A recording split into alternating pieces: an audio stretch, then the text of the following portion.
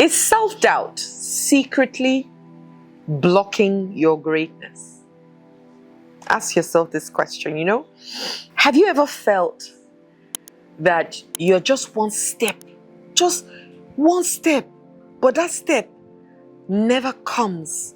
It's never your turn. It's never your time. It's always, maybe if I just did small more, because you are never enough. If you said yes to any of the things that I said, then this video is for you. Now let me share a story. I used to have this voice in my head that sounded like a strict coach, as they say. That coach that'll tell you, stand up! Not even, it's like a commander and a challenger in one of a coach. What are you doing? There's no, that telling you how you are good for nothing, how you cannot make it, who is going to listen to you? I mean, I grew up with my parents who were popular to a large extent, right?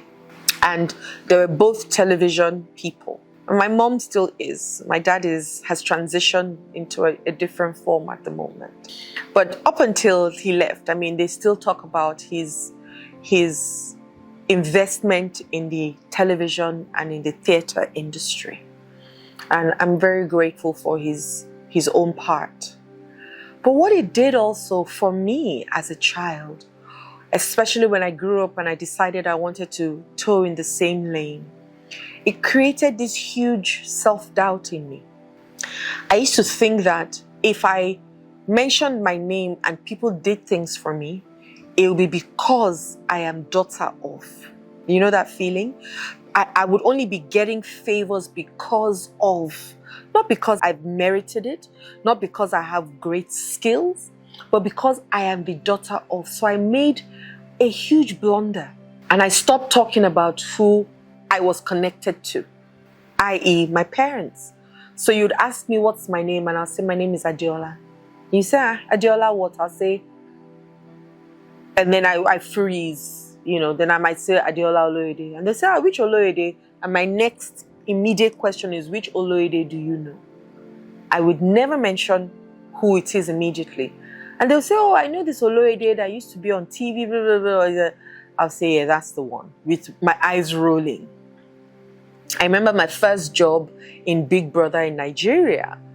My then boss, Remi Ogunpito, and I can never forget him for this. He said, even if there's no role for you, I will create a role for you because of what your father has been to me. Instead of me to see that as a good thing, I thought, damn, my father has come again, right? I didn't know better.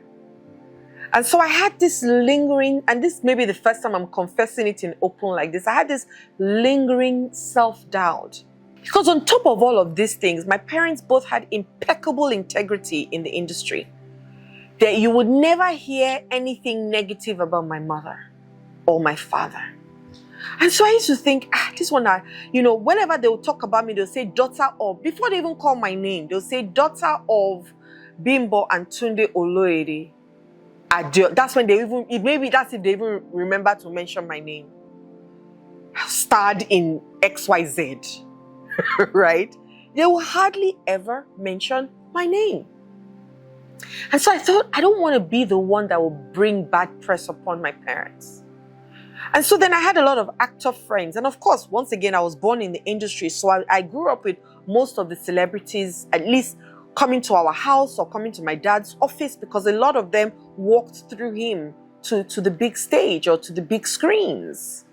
And so I started thinking, no, I'm not going to act, because if I act and they see me do something wrong, they will call my name. They will call my father's name, and I will bring bad press upon my parents.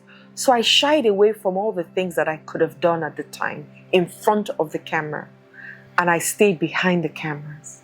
And so yes, I've worked in the television industry professionally for 2 decades and maybe more, but I stayed behind the scenes. I probably just started to come in front of the camera because I found myself and I created an identity for myself that was devoid of whether my father is how great he is or my mother is how great she is. That's their greatness. I'm going to create my own greatness. And so I became very okay with who I am and whatever will come out. And then again, I now introduced myself with my husband's name. So they cannot still connect us unless unless you know myself or my mom. So I'm solid in my identity right now and who I am. Even if I started calling myself Oloyede again, I'll still be fine because I'm good. Now, self-doubt could have stopped me from achieving anything in this world. And it's stopping you from achieving that book that you are meant to write. It is stopping you from achieving that song you are meant to write. It is stopping you from achieving that height you are meant to climb. It is stopping you from achieving the blessings and the gift and the skills and the talents that God has placed within you. And remember, those that have, more will be given unto them. Those that don't have, the little that they don't even have will be collected from them. And so when even down to the brain, if you don't use it, you lose it.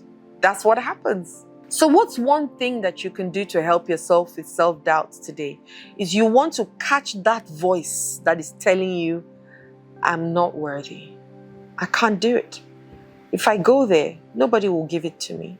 Who am I? Look at the way I look. I'm too fat. I'm too black. I'm too yellow. I'm too tall. I'm too skinny. That voice that says, but I would amount to nothing. I'm a nobody.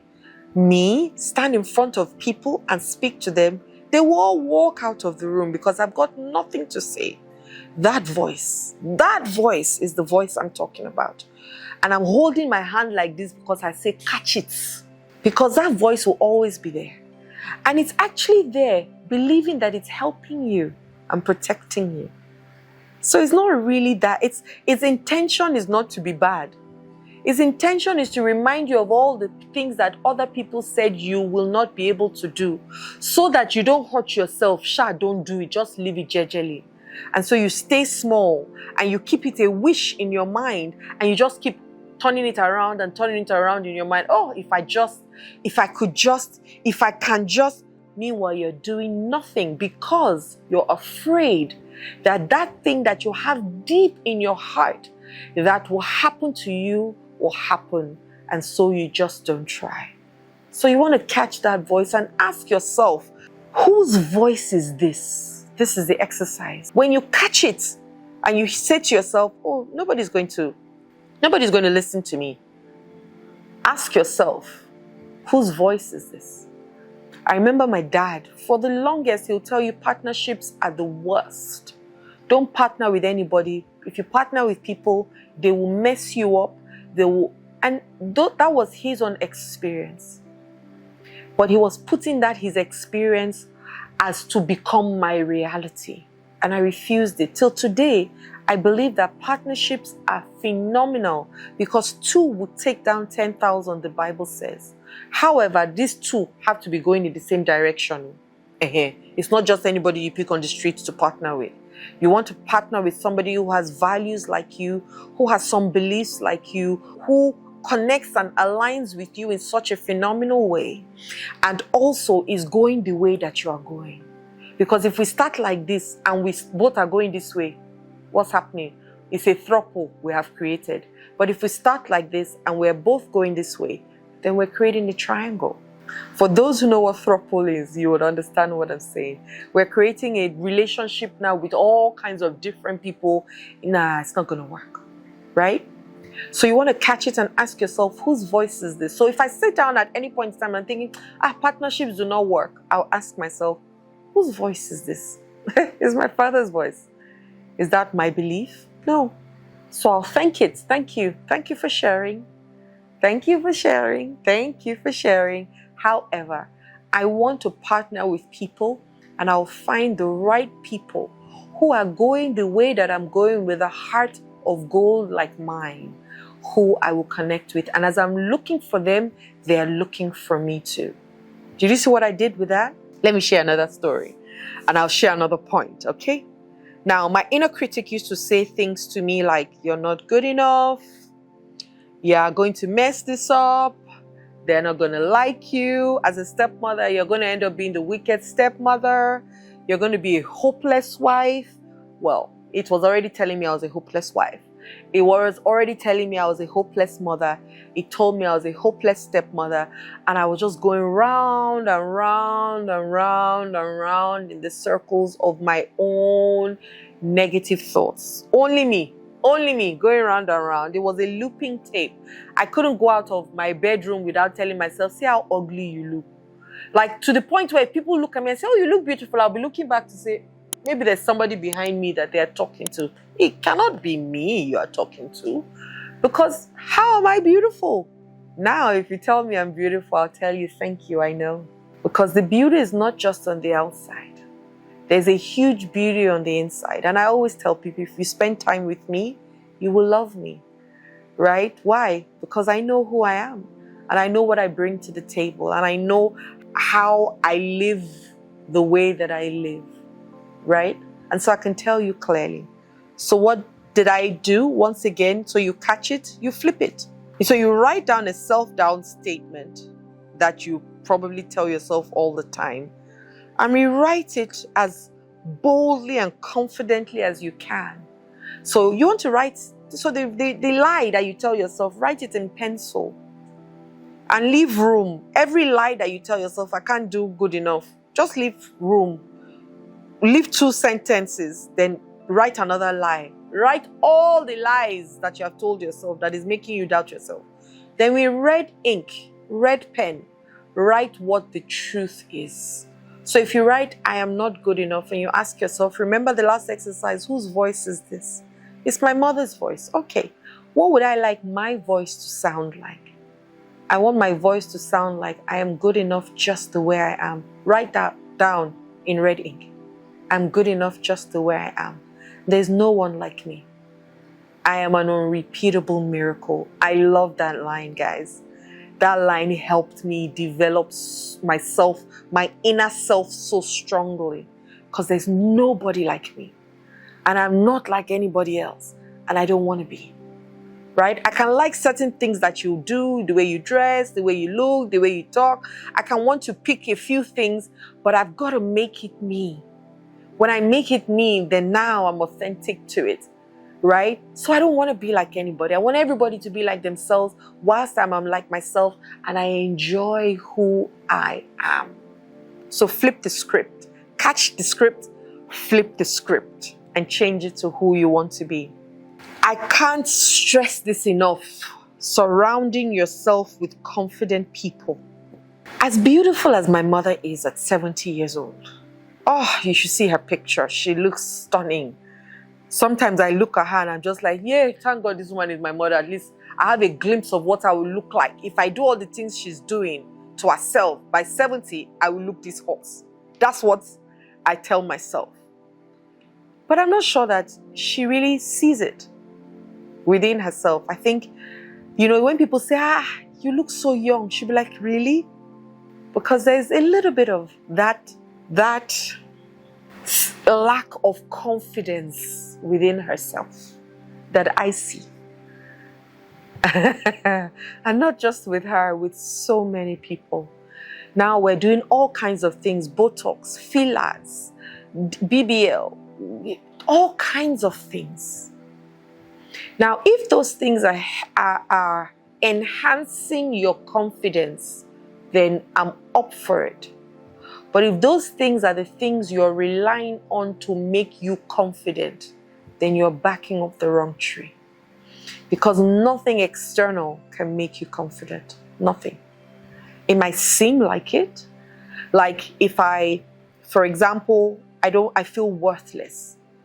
Even if I'm dripping in Gucci and LV and Vivienne Westwood and all the designers of the world, and I have one designer here, one designer here, one designer here, all over I have a different designer, and I walk out onto the street and one person just says, why are you clad in such ugly apparels? would it matter to me that I'm wearing designers at that point? No. Because they have just shattered all the things that I was hoping will make me seem confident. But imagine, like me now, I'm wearing my Elelomo t-shirts, which is my brand, by the way. And Elelomo means that I'm a babe. Yes? Because at some point in my life, I didn't feel like it. But now, I'm owning my babeness, right? And I come out in my raffia earrings and it's not dripping in gold and whatever. And somebody looks at me and says, I actually do not like the way you look today. What do you think my answer would be? I'll tell you. Thank you for sharing. You know why? Because it's your opinion at best, and you are entitled to your opinion. The only one question I need to ask myself is, how do I feel about myself? And if I feel empty within me, that statement will break me. But if I feel full within me, that statement will only be what it is, a statement. Now, when you surround yourself with people like me, when you come out and, women are so apologetic. Oh, I'm so sorry. Oh, I'm so sorry. Oh, I'm so sorry that my hair. Oh, I'm so sorry. You say, oh, your hair is beautiful. See, this hair that I bought $10 from under the bridge. This dress that I bought, that my cousin gave to me after she had won. Nobody asked you where you go. And we're consistently apologetic. I'm sorry for opening the door. I'm sorry for closing the door. I'm sorry for standing up. If you spend time with those people, it's like chickens that an eagle is scratching with. At some point, the eagle will forget that he has wings and he can fly. He will start croaking like a chicken. And might remain a chicken in his mind for the rest of its life. Unless and maybe another eagle or someone else brings it out of there and shows it its opportunities or its possibilities. It's the same thing with us. When you surround yourself with confident people, they will teach you how to be confident within yourself. They'll teach you. They'll teach you how to love yourself the way you are. I remember when I wanted to start my YouTube videos, it took me forever. I'll say, so I have to be changing my clothes. But do I have the right clothes that will attract people? That was a hurdle. After a while, I said, whatever I wear, people will accept it. Then the next thing is, so I have to wear makeup all the time. I have to make... And then I told myself, anybody that is watching me should use makeup eye and watch me. And so I will cross those hurdles one after the other because I'm watching other people, like I said, my teachers, who are bold, who are confident, who are competent, who have done things over and over and over and over again. At some point I should say, would I even have the right words to say for people to listen to me? Now, just all you need to do is put on camera in front of me. I can talk for the next 3 hours. Why? Because I started. I hung out with people who showed me that it's possible. I hung out with people who did it too and then said, come, let me teach you how to do it. And so this is my own come. Let me teach you how to be confident within yourself. Find a community of people who would give you that solace, who would teach you, who would show you. I have friends who are 30 years older than me that I teach. And they listen to me with their whole hearts, like as though they were children in my sight. And they're ready to take on everything that I say because it's new for them, right? And when I teach it and I say, let's practice it together, none of them have said me, never. No. Why? Because they see a confidence that I carry. They see something in me that makes them believe that I believe in what I'm telling them or teaching them. Some of them are EDs of banks. Who am I? If you want to connect what I've done in my life to what they've achieved, in quotes, we will not be gang. I will not be sitting there in the same circles as them. But you see them listen to me like children with open hearts. And I'm so humbled and grateful for the opportunity to be able to teach people and speak to people in such a way, but I wouldn't have been able to do it if I still had self-doubt. Now, I know you're one of those people sitting there saying, I wish I could speak like this woman. I wish I could just do a quarter of what this woman is saying I can do. The truth, I didn't just wake up like this. You know when you say, I woke up like this? No. I didn't wake up like this. This is a makeup that I did by myself, right? I didn't just wake up like this. I got help. And I'm shouting it out because help is fantastic. Asking for help is strength. There's some people that I've met that their childhood have marred them so much that the greatness in them will die in them if they don't do anything about it. If you go to the graveyard, the most talent that exists in this world is in the graveyard. Because a lot of them could never come out and say, I got this and I'm going to do this. If you find yourself in a place where you know you can be more, do more, and have more, but you don't know how to do it, you either self-sabotage all the time, use your own hand to spoil it. That's what self-sabotage is. It's either you keep going to scratch with chickens because you never believe that you can fly, then send us a DM today. Because just like you, I found help, and that's why I'm able to do what I'm doing. I can be your help. The only reason why I exist today, I believe to a large extent, is to help you. Yes, you. Yeah. So send us a DM today, and let's start the process of helping you eliminate self-doubt so that you get to a point where you're able to achieve your full potential. Now imagine, let's just imagine this together. 2 years from now, you have achieved everything you want to achieve on earth. 2 years from now, the life that you want, the marriage that you want, the spouse that you want, the children that you want, the businesses that you want, your finances. Let's even double it, everything that you have asked for, and you can actually get it in 2 years. Now see what your self-doubt is costing you and stopping you from having.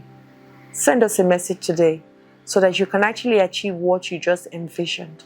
Hi there, my name is Adeola Kingsley James. I hope these videos really are doing what I want them to do for you, which is help you take action. And you've got to take action today, right?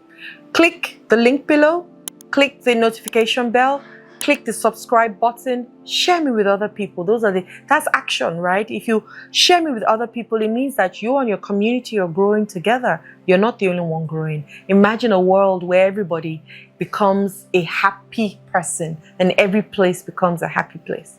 My name is Adeola Kingsley James once again. Love and light.